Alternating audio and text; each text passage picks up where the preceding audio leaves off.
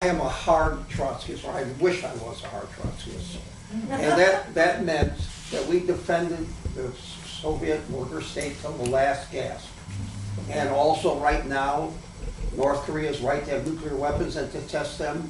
The PRC of China, Vietnam, that's our goal. I'm somewhere in the no man's land between the Spartacist League and the Bolshevik tendency. The way I cannot possibly deal with all what Grover said, let's say I don't agree with a great deal of it as actual evidence. But the way I'm going to deal with it, on May 27th, just before my 85th birthday, I became a communist in 1953. I was in the Stalinist movement, the Labor Youth League. I'm going to talk about Trotsky's theory of fascism, how to fight it, and how it derived in part from Clara Zetkin, who spoke before the Communist International in 1923 with very profound ideas. I will also reprise Dimitrov and Rajani Palm-Dutt and several other important thinkers in this area. So I'm going to try to be objective, and those of you who wish to try to be objective, I invite you to come May 27th when I make this presentation. And I will attempt to be disciplined. My goal has never been to malign Stalin as a person, but to understand Stalinism as a social process. In my opinion, the Soviet Union turned out to be a degenerated worker state, but a corrupt union must be defended from the bosses, and so must a corrupt worker state be defended from the imperialists. That's my line. That was Trotsky's line. Everything else, in my opinion, is distortion of that. But I like the work that Furr did exposing the Katyn massacre, a Nazi, or also the so-called Warsaw Ghetto Uprising, which was the second one, because the Home Army did not defend the Jewish ghetto uprising. Sure. And many other Cold War lies like that. And even if Katyn were done by the Soviet Union, these were Polish officers who had massacred the working class in Poland over and over and over again during the Pilsudski regime. So it's not a crime against the working class, but I believe that the Nazis did it and they planted this information, and that's what scholarship shows. Okay, thank you. Thank you. Okay, Norma? Have a fan. One fan.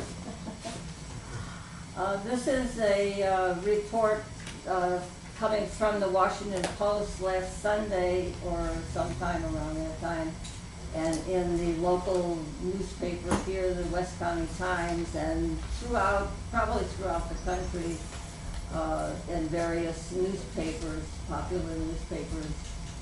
The heading that was put on here says, Putin says he regrets seeing the collapse of the Soviet Union. I don't know if anybody has been able, many people have been able to follow the progression of Putin from the other side where he's doing good things and people like him.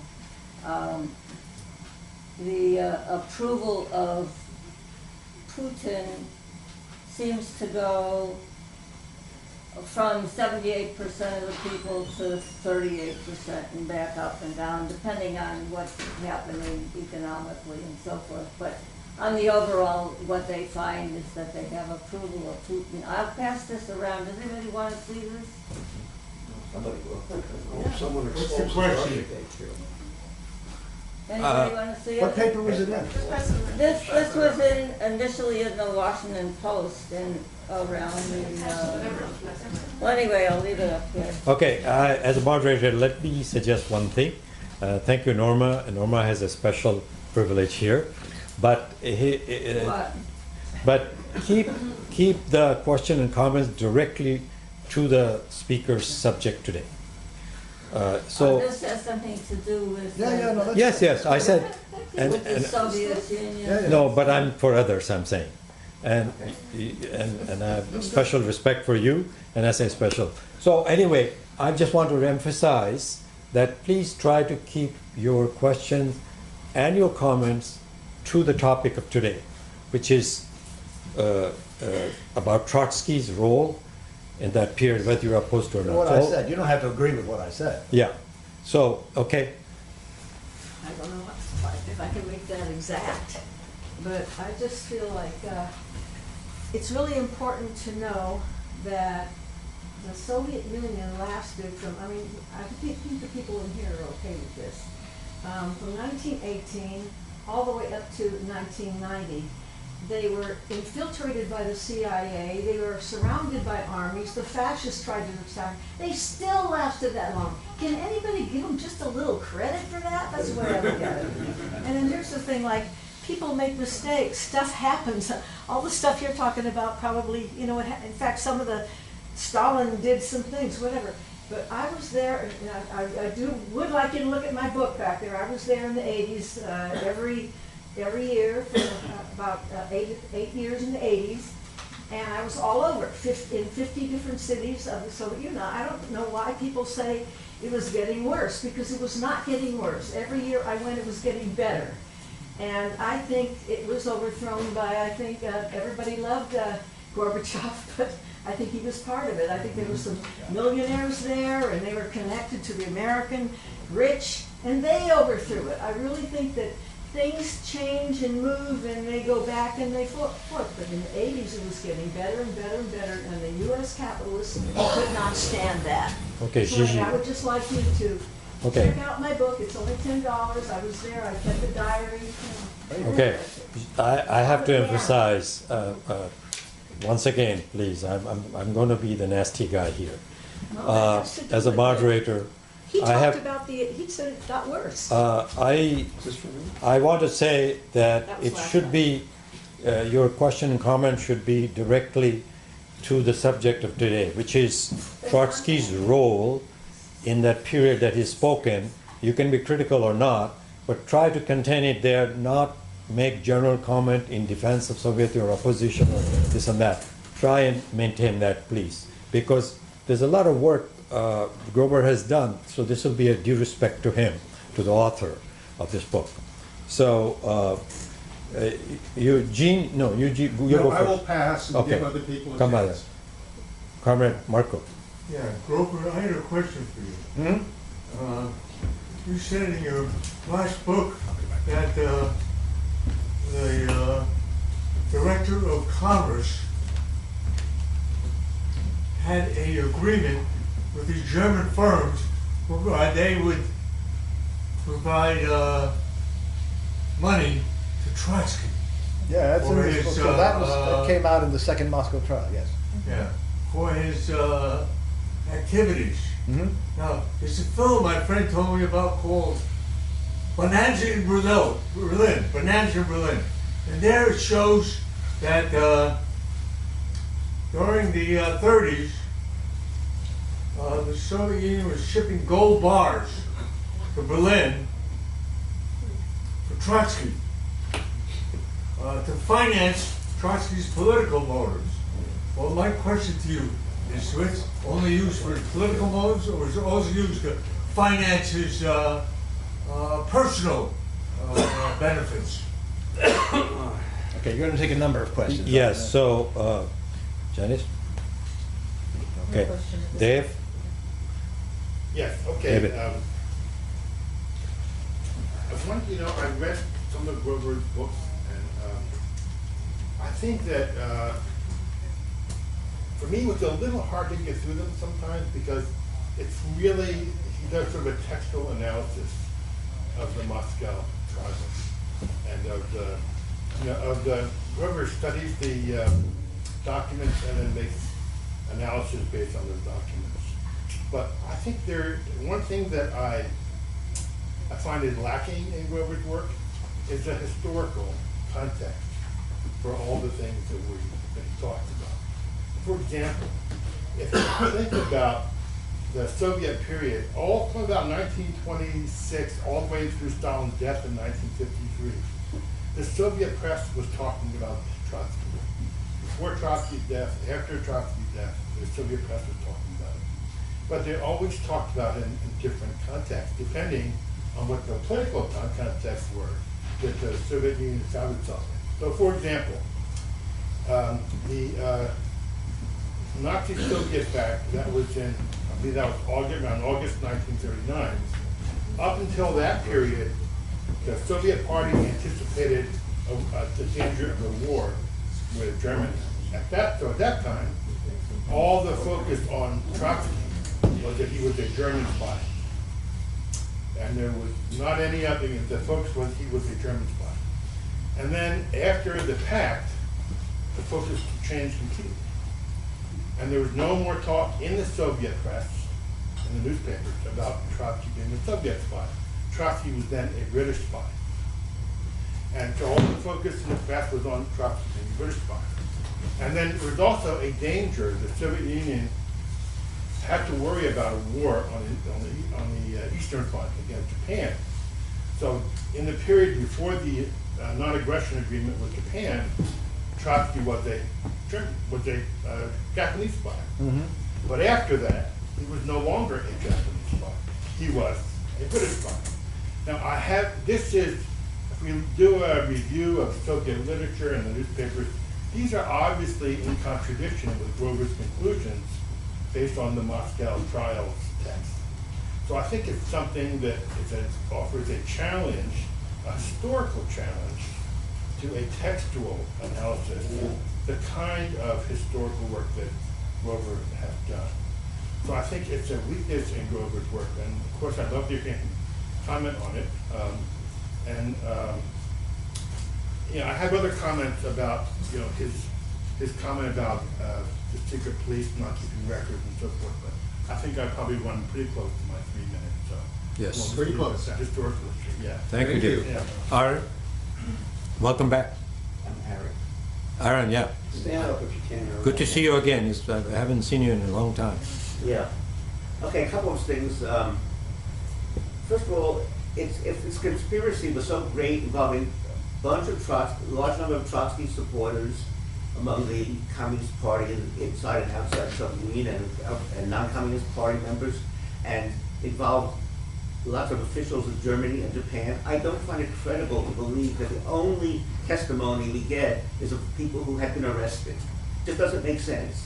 There was no reason why the Germans and Japanese wouldn't have had documents that would have been found later that would show some of this. So I'm very skeptical about that. And the other thing I'm skeptical about, and I'll be brief here, I'll be more brief than necessary, I think, is that it's easy to believe, of course, that there could have been a few people who claimed to be revolutionaries and Trotskyists, any kind of revolutionaries, who would be secretly working against everything they said was their politics. Now, yeah, a few people. I don't believe that it could be so widespread. It just doesn't make sense it could be so widespread without some of those people changing their minds back and forth without being arrested, just in general. So those are things that I find incredible. I also do believe it's necessary to analyze this in the context of the international politics and the difference between Trotsky and between Trotsky and the mainstream communist parties on various kinds of things, the Popular Front and on World War II. Okay, I think 5 people have spoken, so you want to answer those, Grover, first? Sure. I don't have anything to say about Elazar. He made a statement, and I think that was fine. That was good. John Mirko, I have never heard of this film, nor I have also never heard of gold being shipped to Germany. So I'm going to try to check that out. I just can't answer your question. I'm not aware of any of that. Dave Ewing, I would at some point, not right now, but I would like to know at some point, what is your evidence that the Soviet press stopped criticizing Trotsky as a German or Japanese spy after the Molotov-Ribbentrop Pact? That's very interesting if it's true. Okay, but I'd like to see the evidence. Maybe somebody's done a study to show that that's true. It's not incredible to me, but I wouldn't just believe it straight off. It needs to be shown. And I believe your name is Walter? Aaron. Aaron. How did I get Walter? I'm sorry, Aaron. Aaron, yeah. Yeah, okay, sure. Okay, thank you, Aaron. I did deal with the question about why there aren't any German and Japanese documents in my talk, and of course, somewhat greater length in my book. But you said, you have trouble believing. There's a logical fallacy I discussed these things in this book and some other books. Logical fallacies are pretty common and need to be avoided in studying history and other things. And there's a logical fallacy called the fallacy of incredulity, which means the fact that you don't believe something has no bearing whatsoever on whether that statement is true. Okay? In other words, that's a statement about you. I don't believe X. All right? That's not a statement about X. So I think that you should think about that. Okay?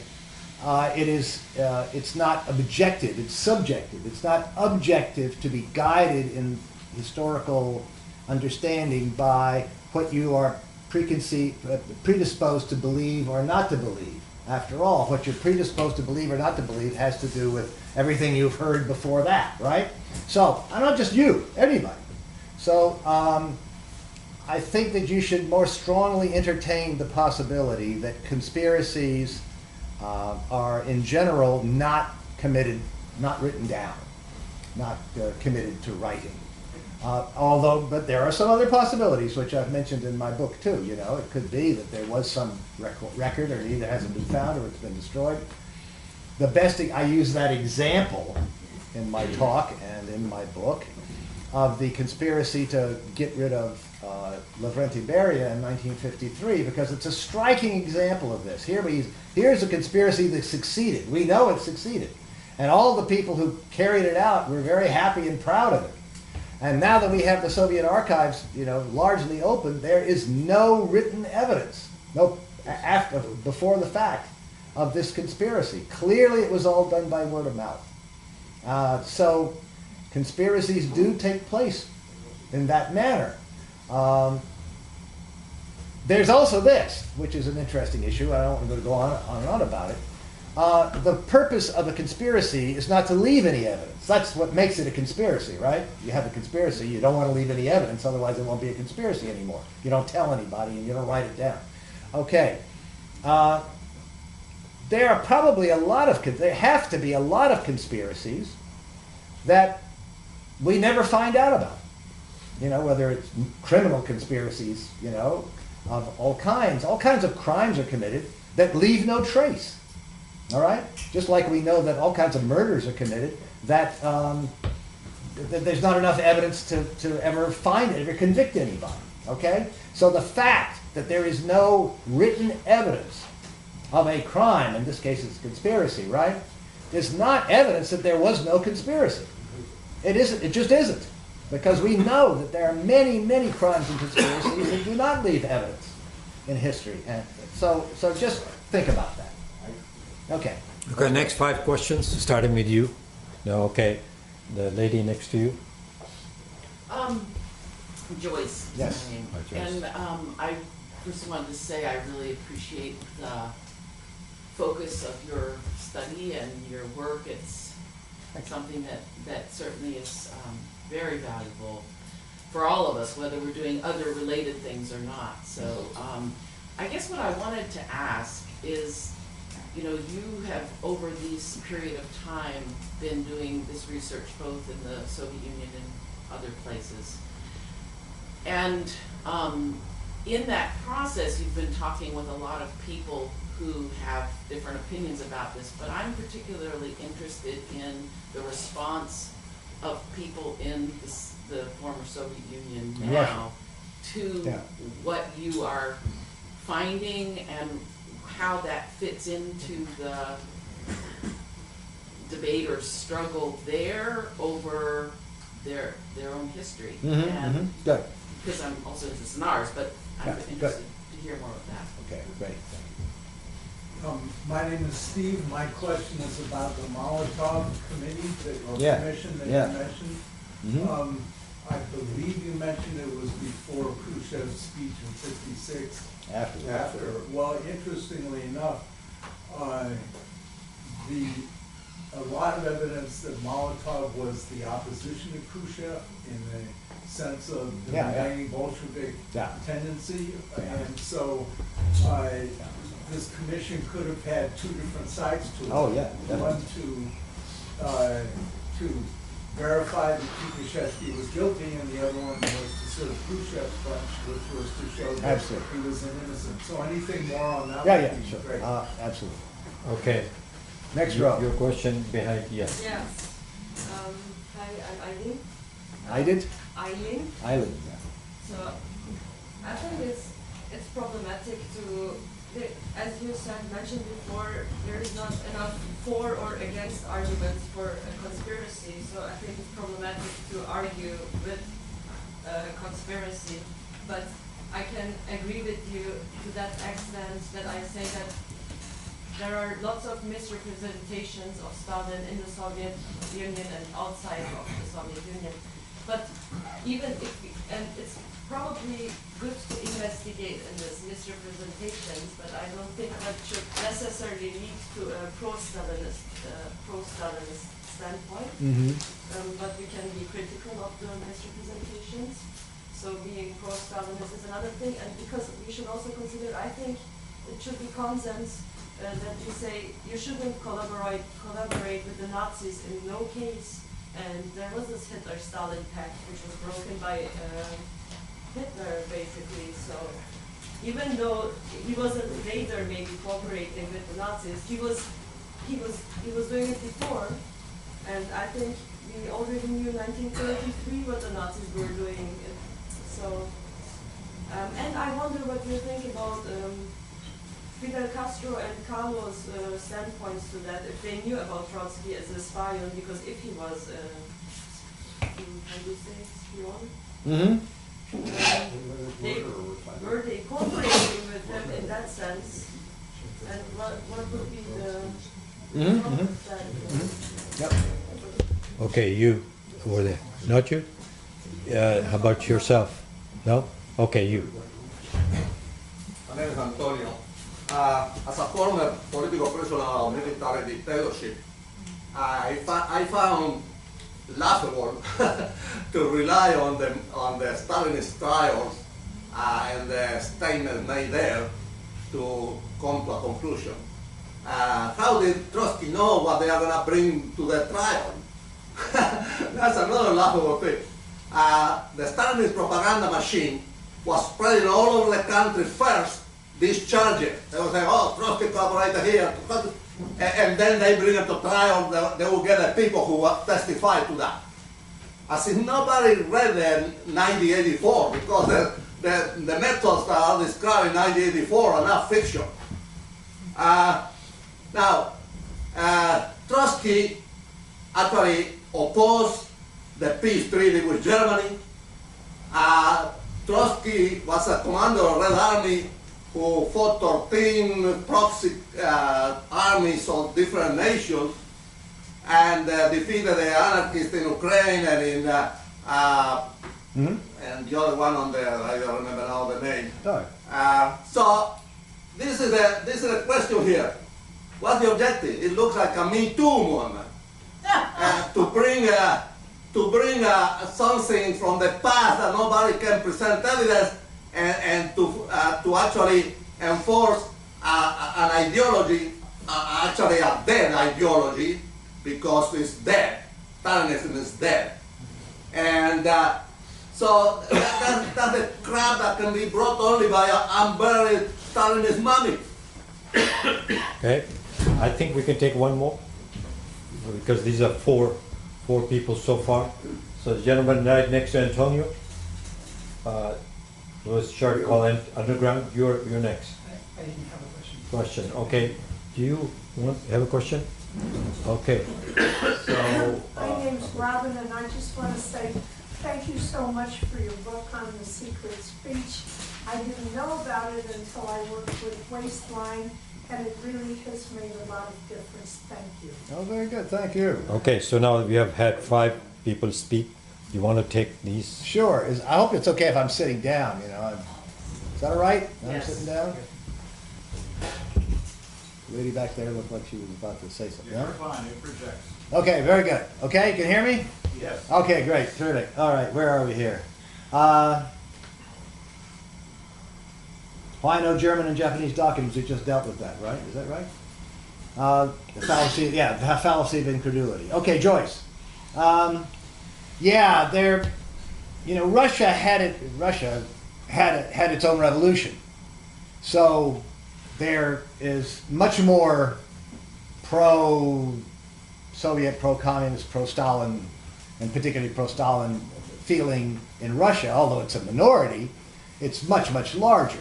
I mean, really the largest political party outside of Putin's own political party, which is a kind of amorphous movement, is the Communist Party of the Russian Federation. Now, we may not like the Communist Party of the Russian Federation and may not think it's communist or whatever, but the point is, it's identified as communist. It's a very large party. So there are a lot of people in Russia who reject the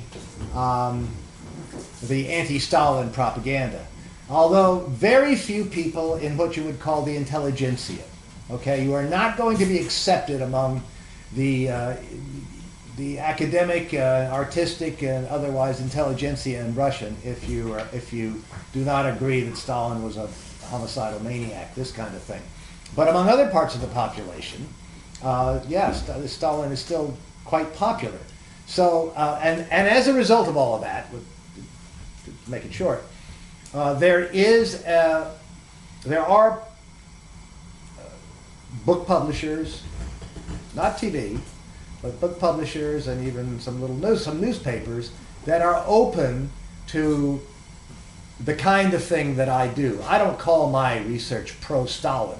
I try to find out the truth. I'm not trying to defend Stalin, but it is often wrongly called pro-Stalin, and that's a measure of the anti-communist paradigm right there, the anti-Stalin paradigm. If somebody accuses Joyce of murder, right, and the detectives come along and they study the evidence and they say, well, Joyce didn't do it, nobody says, they're Joycists. Those people are Joycists. We don't have to pay any attention to them, right? But if Stalin is accused of crime, right, and you do the investigation as I do and you find out, well, he didn't do it, the evidence says he didn't do it, then you're called a Stalinist. So that's a measure of the anti-Stalin paradigm there. So yeah, there are quite a number of there are quite a number of people in Russia, certainly much more than here, that are pro-Stalin, and also around the world.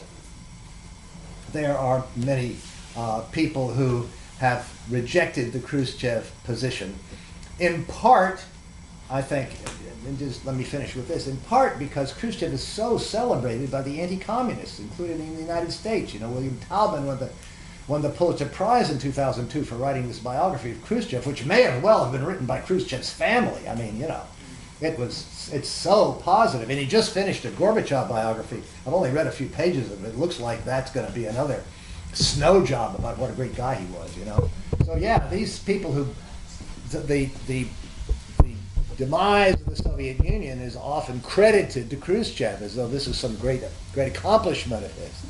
So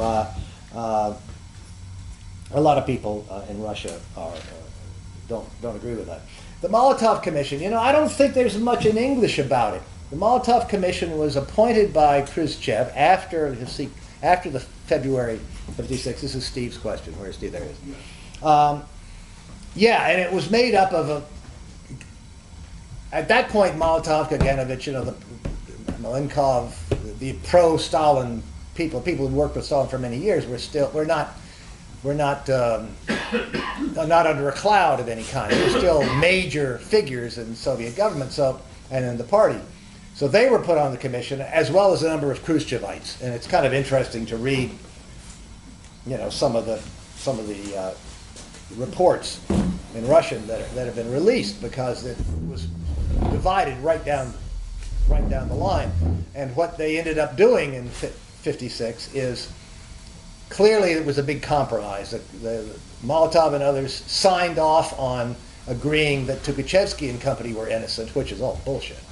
But they signed off on that, but they refused to sign off on the, refused to agree that the defendants in the Moscow trials were had been innocent. So it was a compromise. And then, of course, in February 57, Molotov and the rest of them tried to kick Khrushchev out and came pretty close to it. But you see why it was so important for Khrushchev to have Tukhachevsky and others rehabilitated, because it was Marshal Zhukov who Khrushchev called up to to get the Central Committee meeting, to fly in all the Central Committee members to a special Central Committee meeting so to prevent himself from being removed as the first secretary of the party. The military paid him back by doing that. Then, of course, later on he sacked Zhukov. But that was the Molotov Commission, so it's an important group. Okay, Eileen, question. It's not true that you can't come to the conclusion that there were conspiracies. Okay, that's really what my book is all about. Okay, it's true that you can't get certainty, but you know, certainty is not something that we deal with in historical research or even in criminal investigations. Okay, there is no, and again, I go into this issue in the book. The question is this: all of this evidence exists, right? All of this evidence of Trotsky's collaboration with Germany and Japan exists. That evidence has to be accounted for. Where did it come from? Okay? And so you have to investigate could it possibly have been faked in some way? I mean, either it proves either Trotsky was in collaboration with Germany and Japan, or this evidence has been faked in some way. So you have to investigate that question. I do that in my book. Okay? There is no plausible scenario that could have faked this evidence. Therefore, that's the evidence we have. And as I mentioned in my talk, and I say the same thing in the book, if at some point in the future other evidence comes out of the Soviet archives that hasn't been published yet, perhaps, or haven't been written about, that says it's been faked, that this evidence was false in some way, then we have to be prepared to change our opinion, and we have to be prepared to change our mind, right? I'm prepared to change my mind. I'm just saying, given the evidence we've got, if you study it, and you study where it came from, and study the issue of whether or not it could have been falsified, objectively, we have to come to the conclusion that Trotsky collaborated with the Germans and Japanese.